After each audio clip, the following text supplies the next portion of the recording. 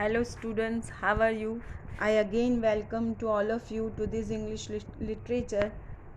मैं NU गनी सेठ सियल हिंदी हाई स्कूल रखियाल अहमदाबाद की तरफ से आप सभी का हार्दिक स्वागत करती हूँ। आप सभी को स्वतंत्र दिवस की खूब खूब शुभकामनाएं। स्टूडेंट्स, आप लोगों ने जंगल बुक के बारे में तो सुना होगा और उसमें दिए गए बहुत ही फेमस कैरेक्टर मोगली के बारे में सुना होगा। उस मोगली के कैरेक्टर को पूरी दुनिया के सामने लाने वाली जो शख्सियत है वो है Rudyard Kipling. Rudyard Kipling was born in Mumbai in 1865। Kipling का जन्म जो है मुंबई में 1865 में हुआ था। And he wrote many books and short stories and poems like Jungle Book, Keem, etc. बहुत सी बुक्स उन्होंने लिखी थी। He also was the first English language author to receive the Nobel Prize in Literature. English के साहित्य में, अंग्रेज़ी साहित्य में सबसे पहले नोबेल प्राइज़ प्राप्त करने वाले जिस व्यक्ति का नाम पहले स्थान पे आता है वो है रुडयार्ड किपलिंग का। तो आज हम उन्हीं के हाथों लिखी हुई poem unit 2 read 3 the secret of machine page number 20 के विषय में जानकारी प्राप्त करेंगे। सभी स्टूडेंट्स अपने इंग्लिश की बुक में पेज 20 ओपन करेंगे। The secret of the machine. Now all of you think what is machine? Machine क्या है? मशीन का डेफिनेशन बोलो। Sir, a machine is anything that reduces human effort, sir. Will you please elaborate? Sir, हर वो चीज़ जो इंसान का काम आसान करे या वक्त बचाए वो मशीन है सर। तो स्टूडेंट्स, आपने देखा कि हर वो चीज़ जो मनुष्य का काम आसान करे या उसका समय बचाए उसे मशीन कहते हैं। देखिए, हम पोएम स्टार्ट करते हैं। The secret of machines, written by Rudyard Kipling. We were taken from the orbed and the mine. We were melted in the furnace and the pit. We were cast and wrought and hammered to design. We were cut and filed and tooled and gauzed to fit. Some water, coal and oil is all we ask, and 1,000 of an inch to give us play. And now, if you will set us to our task, we will serve you 24 hours a day. We can pull and haul and push and lift and drive. We can print and plow and weave and heat and light. We can run and race and swim and fly and dive. We can see and hear and count and read and write. But remember, please, the law by which we live, we build to comprehend a lie. We can neither love nor pity nor forgive. If you make us slip in handling us, you die. Though our smoke may hide the heavens from your eyes, it will vanish and the stars will shine again. Because for all our power and weight and size, we are nothing more than children of your brain. देखिए, अब इस poem को हम word to word समझते हैं। सबसे पहले है the secret of machine. Secret का मतलब होता है रहस्य, मशीन का रहस्य। ये रहस्य क्या है ये हमको पूरी पोएम पढ़ने के बाद पता चलेगा। सबसे पहले जो इसमें फिगर ऑफ स्पीच, इस पोएम में जो फिगर ऑफ स्पीच यूज़ की है वो है पर्सोनिफिकेशन। फिगर ऑफ स्पीच का मतलब होता है अलंकार।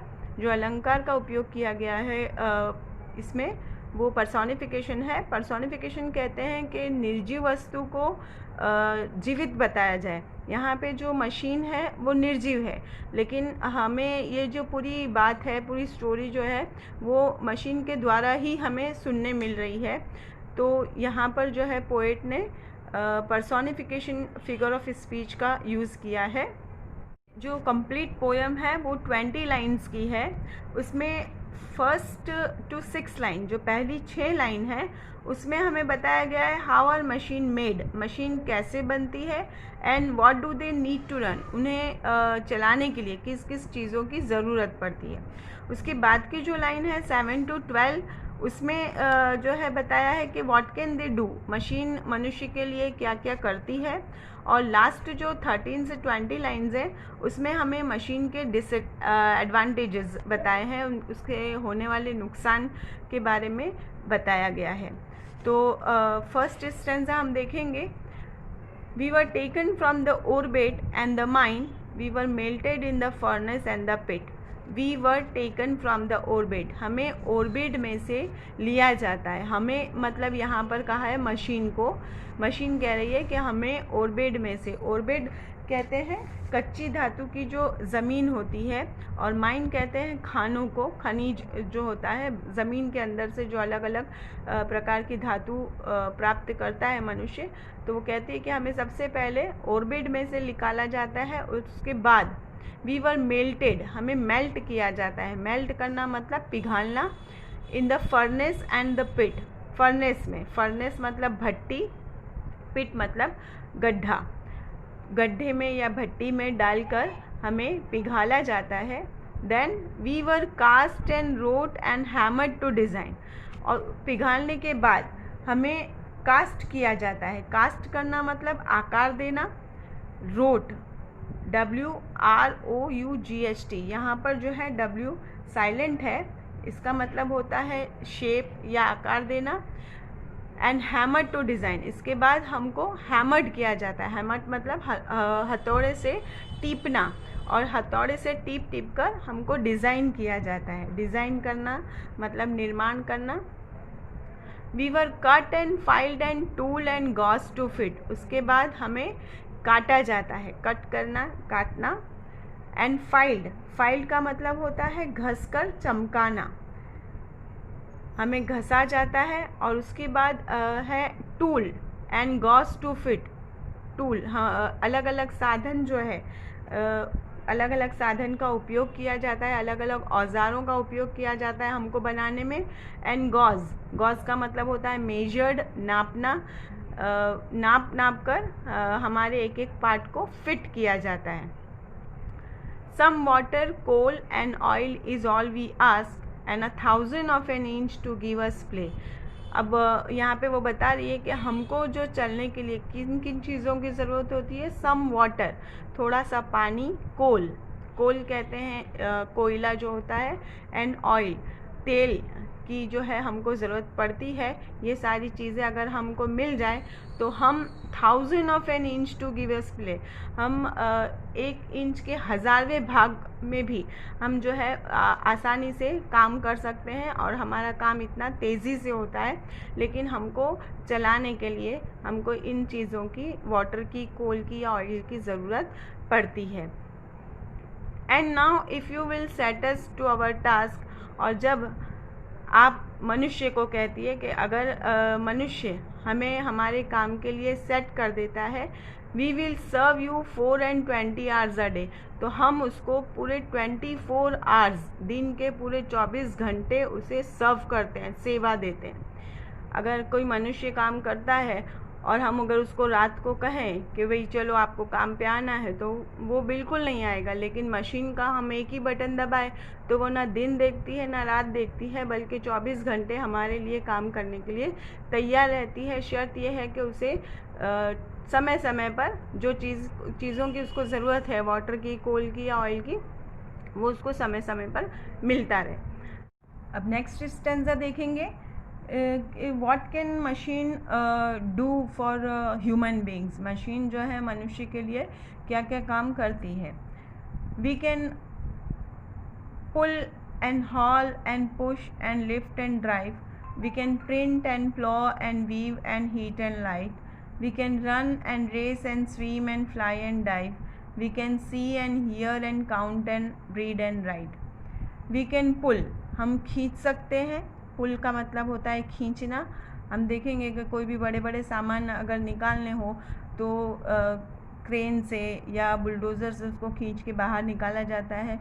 We can pull and haul, haul का मतलब भी होता है घसीटना।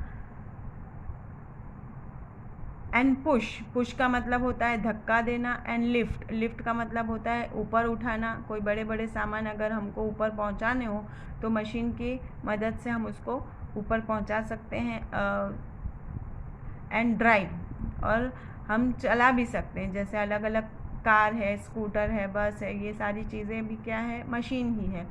तो ये जो है सारे काम मशीन करती है मनुष्य के लिए। देन वी कैन प्रिंट, हम छाप भी सकते हैं, छपाई कर सकते हैं। एंड प्लो, हम हल भी चला सकते हैं। एंड वीव, हम देखेंगे कि खेतों में जो है पहले इंसान खुद जो है हल चलाता था, लेकिन अभी ट्रैक्टर वगैरह आ गए हैं, अलग अलग डिवाइसेस आ गए हैं, साधन आ गए हैं, जिसकी वजह से खेती और आसानी से मनुष्य कर सकता है।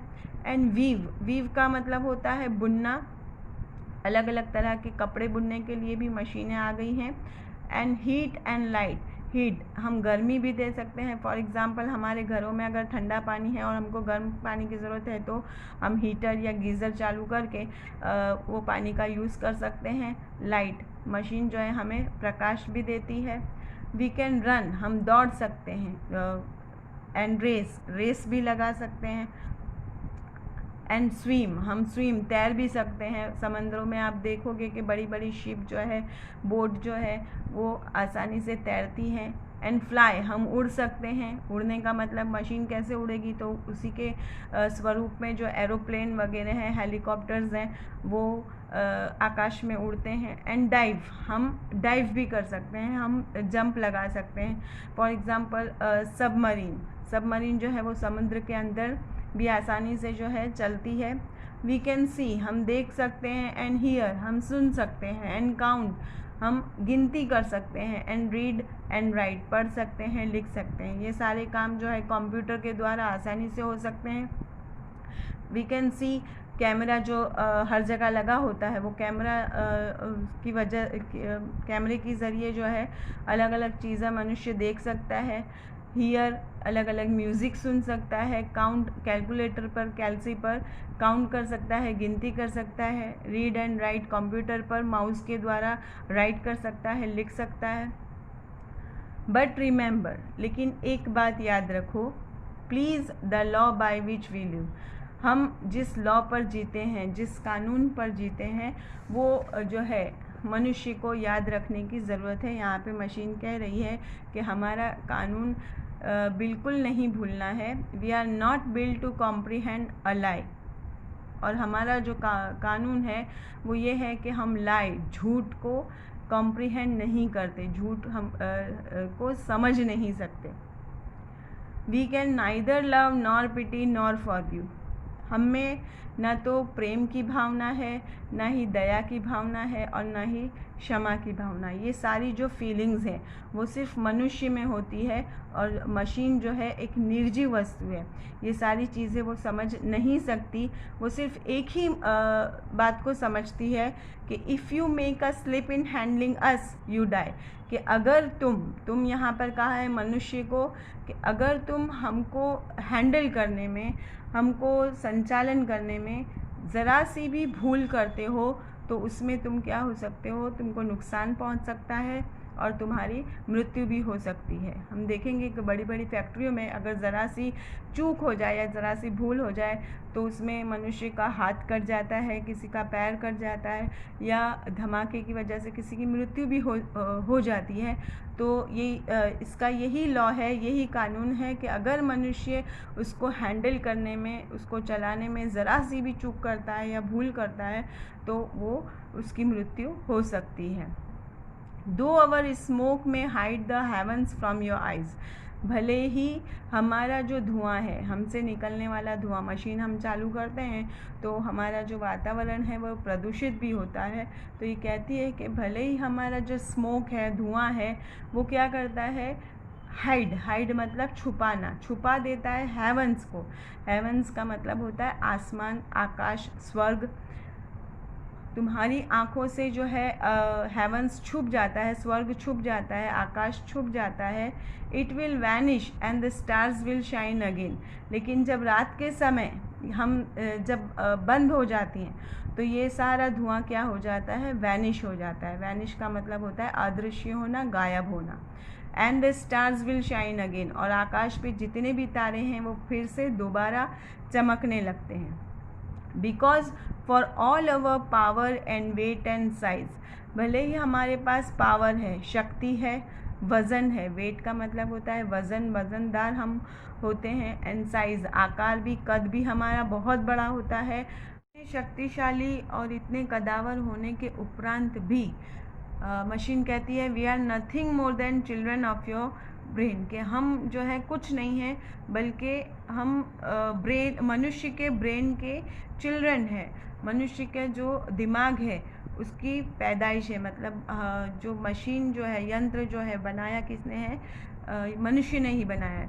तो इतना शक्तिशाली और इतना कदावर बनाने के बावजूद भी हम क्या हैं? सिर्फ़ और सिर्फ मनुष्य के ब्रेन के पैदाइश है। इस तरह यहाँ पर अंत में मशीनों का रहस्य खुलता है कि मनुष्य अगर हमको चलाने में ज़रा सी भी चूक करता है तो वो अपनी जान खो देगा या उसे अपनी जान से हाथ धोना पड़ेगा।